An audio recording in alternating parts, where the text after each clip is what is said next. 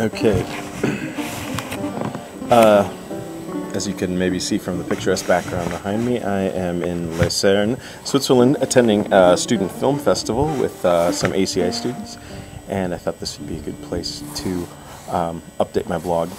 So, last novel I read, 450 from Paddington, is a mid-50s Marple novel with a really good premise, and this time the premise works, unlike Dead Man's Folly, where the premise is good and then the novel falls apart. This one involves a woman called Mrs. McGillicuddy. She's a friend of Jane Marple's. She's riding a train, the 450, to Paddington Station, or from Paddington Station, and she, at one point, the two tracks go alongside each other, and so there are two trains traveling in the same direction.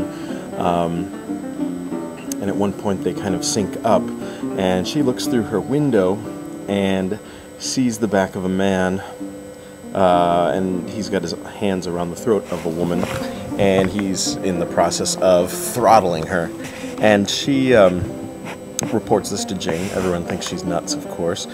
And so through a series of train trips and looking at maps and things like this, Marple's able to determine that the only place that the person could have thrown the body, because no body was found on the train, was this certain area by Krakenthorpe Hall, which is this large manor, Victorian manor house that is along the train track.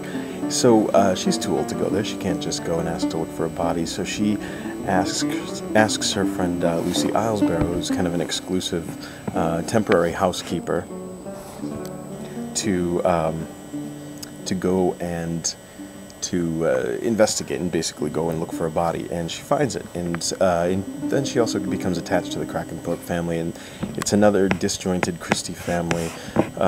Mother's dead, several characters have lost spouses, and so we've got this nice cast of characters, and a really wicked will of the grandfathers. That means that when one person dies, the rest of the money goes back into the family and is divided among the surviving members. And so once the body's found, things start happening to members of the family, so which leads one to believe that the murderer is probably a member of this family.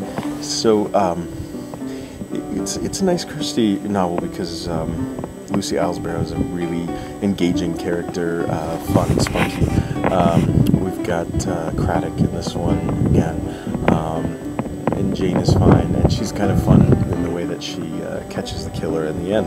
I would give it a, let me see, I've got to compare it to other Marple novels. I'd give it a 3.75 to 4 out of 5. I won't decide on this. I'll let you read it and see if you think it's 3.75 or 4. Next read will be Ordeal by Innocence, which I am reading for the first time, so it should be an interesting one. And greetings from Switzerland. I'll give you a little parting shot of the landscape around the place I'm staying.